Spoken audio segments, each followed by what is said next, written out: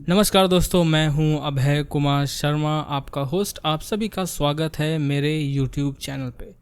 और आज मैं आपके कुछ सवालों के जवाब देने वाला हूं जो अक्सर आप मुझे कमेंट सेक्शन में पूछते रहते हैं। तो जो बहुत ही कॉमन जो सवाल है हम लोगों का वो हार्डवेयर को लेके होता है। ज़्यादातर लोग जो है वो हार्डवेयर को लेके बहुत ही चिंतित होते हैं कि क्योंकि आप जो भी बनाते हैं वो हार्डवेयर पे बनाते हैं, बट हार्डवेयर सब कुछ नहीं होता। बहुत लोग इस चीज़ को लेके दिमाग में बिठा लेते हैं कि मेरे पास एक अच्छा ग्राफिक्स कार्ड होगा या एक बहुत अच्छा लैपटॉप होगा या डेस्कटॉप होगा तभी मैं एक अच्छा कुछ बना सकता हूँ, या तो कैरेक्टर हो सकता है या एनिमेशन हो सकता है या कुछ भी हो सकता है। तो इसको लेके बहुत लोग कंफ्यूज रहते हैं। पहली चीज़ ये है कि इसका कोई रिलेशन नहीं है। आपको एक मिनिमम एक रिक्वायरमेंट चाहिए, ठीक है। वो अगर आपका फुलफ़िल हो जाता है तो फिर आपको उस पे काम करना चाहिए, ठीक है। हाँ, अगर आप उससे कुछ पैसे कमाने लगते हैं या फिर आप किसी प्रोफेशनल इन्वायरमेंट में काम कर रहे हैं जहाँ पे आपको सेटअप करना है, तो फिर आप सोच सकते हैं कि हाँ, अभी कौन सा हार्डवेयर लिया जाए, ठीक है। तो आज वैसे इस तरह के बहुत सारे सवाल जो है मुझे पूछे जाते हैं और मैं इनका जवाब नहीं देता, क्योंकि इनमें इस तरह की चीज़ों में जाना नहीं चाहता मैं। मेरा जो काम है वो अलग है। हम लोग का काम थोड़ा सा आर्टिस्टिक है। हम लोग को हमारा फोकस भी उधर ही होना चाहिए। खैर, हमारा जो काम होता है वो इसी हार्डवेयर के ऊपर होता है, तो ये भी इम्पोर्टेंट है, ठीक। तो बहुत दिनों से मैंने ग्राफिक्स कार्ड के ऊपर या सिस्टम के ऊपर मैंने कोई वीडियो बनाया नहीं। इसके पीछे रीज़न ये है कि अभी अगर आप रिकॉल करेंगे कुछ भी तो आपको मालूम चलेगा कि जो एनवीडिया के जो ग्राफिक्स कार्ड्स हैं वो उनका जो प्राइस है वो ऐसा था कि मतलब कुछ सोच ही नहीं सकते उसके बारे में। इतना महंगा था, मतलब मेरी लाइफ में मुझे कभी ऐसा याद नहीं कि ऐसा कभी हुआ होगा। किसकी वजह से? क्रिप्टो माइनर्स की वजह से। इन्होंने क्या किया कि पूरा का पूरा जो स्टॉक होता है ग्राफिक्स का वही उड़ा दिया। यानी कि सारा का सारा स्टॉक उनके पास, हमारे पास कुछ है ही नहीं। तो जो मार्केट में जो बिक रहा था, अगर कुछ बिक भी रहा हो थोड़ा बहुत, तो उसका प्राइस बहुत हाई था, जो कि इनसे मतलब 3 टाइम्स 4 टाइम्स के आसपास प्राइस थे, जो कि मुझे लगता है कि वो अपने पैर पे क्या कुल्हाड़ी मारने के बराबर है। मतलब क्या पैर ही काट के फेंक दे। मतलब वो तो एकदम, क्या बोलूँ उसके बारे में। खैर, एक खुशी की बात यह है कि अभी जा कर के जो एक्चुअली जो इंटायर जो क्रिप्टो करेंसी मार्केट है वो क्रैश हो रहा है। मैं आपको दिखाता हूँ। जहाँ पे देखिए इथेरियम का जो प्राइस है वो क्रैश हो गया। बिटकॉइन का भी प्राइस जो है वैसे ही क्रैश हो रहा है। तो ये उतना प्रॉफिटेबल नहीं रहा अब इनके लिए, माइनर्स के लिए। तो अभी ये सारे के सारे ग्राफिक्स कार्ड जो है वो मार्केट में निकाल रहे हैं वापस।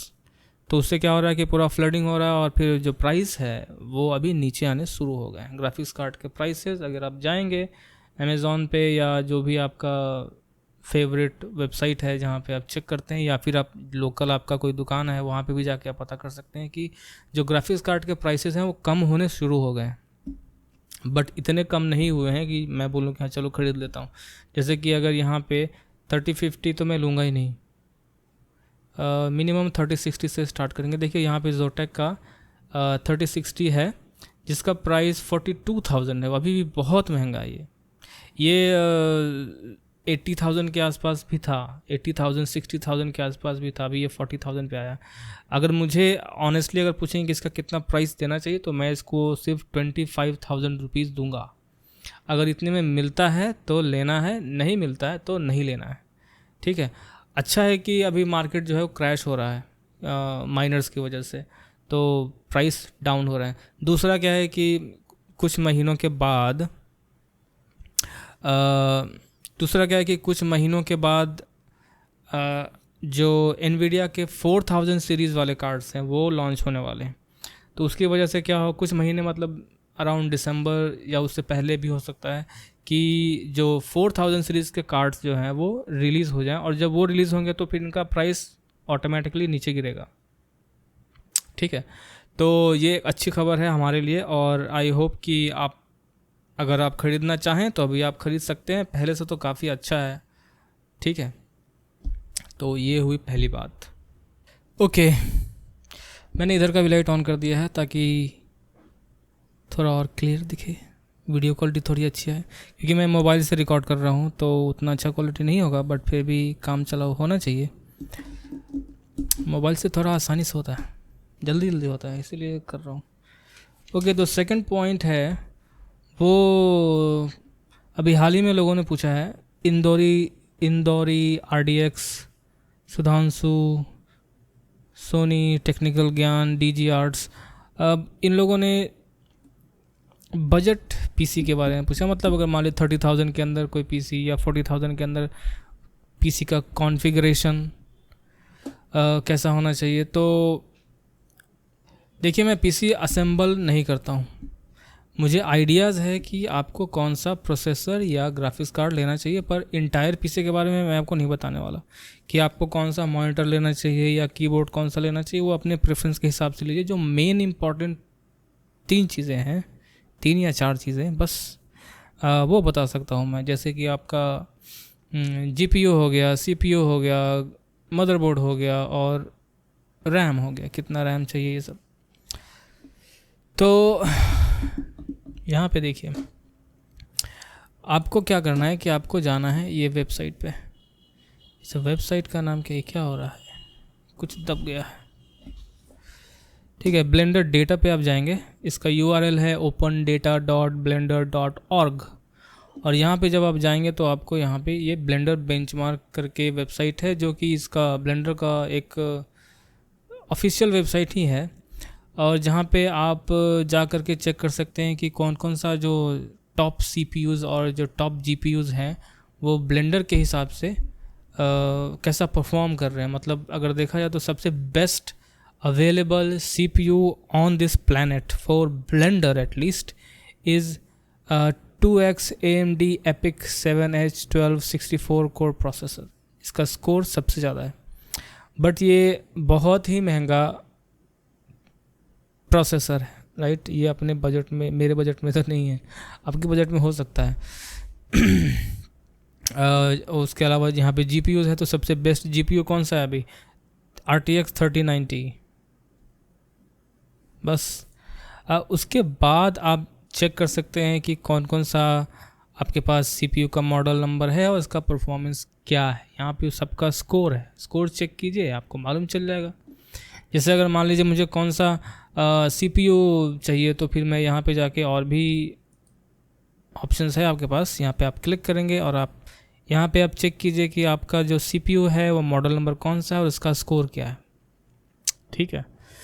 तो जैसे कि AMD Ryzen 9 5950X 16 core processor का जो स्कोर है वो 391 है, ठीक।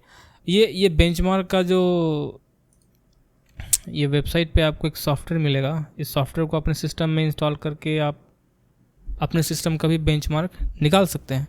बट फ़िलहाल मैं यहाँ पे जाता हूँ और मान लीजिए कि मेरे पास Intel i9 core i9 12900K है, ठीक है। इसका प्राइस कितना है चेक करते हैं अमेज़ॉन पे, तो चेक करते हैं कि अप्रॉक्स प्राइस हम लोग को यहाँ मालूम चलेगा।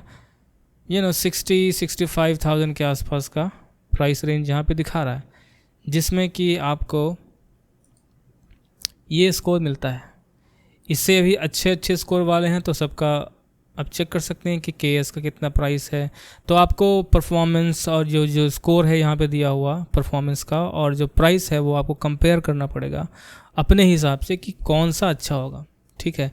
यहाँ पे आपको अगर यहाँ पे अपना मॉडल नहीं दिख रहा तो आप जाइए पीछे, आपका स्कोर कम होता जाएगा, लेकिन आप अपने बजट का जो प्रोसेसर है वो यहाँ से निकाल सकते हैं।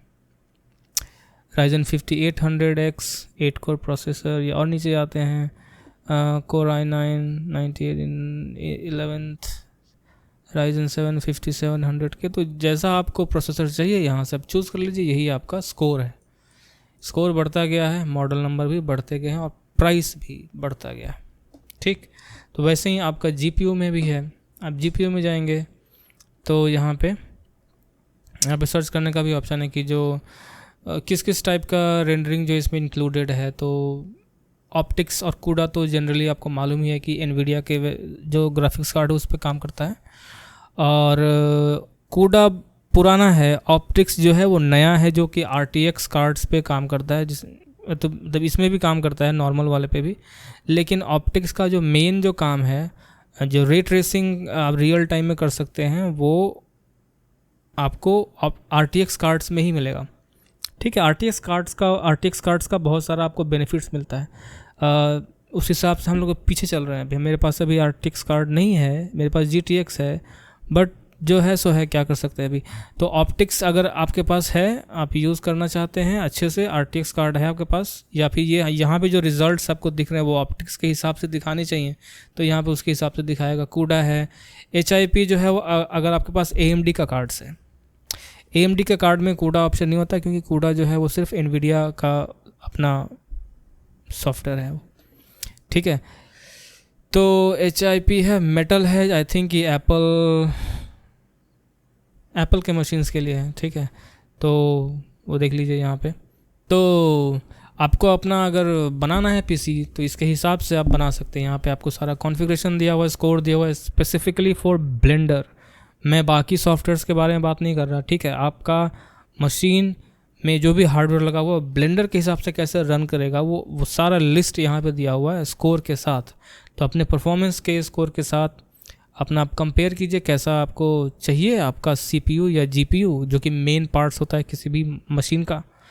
और जैसा आपका CPU होगा वैसे ही आपका मदरबोर्ड होगा, उसके हिसाब से। अब मान लीजिए अगर उसमें भी आप चेक कर सकते हैं कि जैसे अगर मान लीजिए आपके पास 60,000 का प्रोसेसर है, तो उसमें आप 10,000 का मदरबोर्ड तो नहीं लगाएंगे, उसमें कम से कम 20-25 का तो लगाएंगे।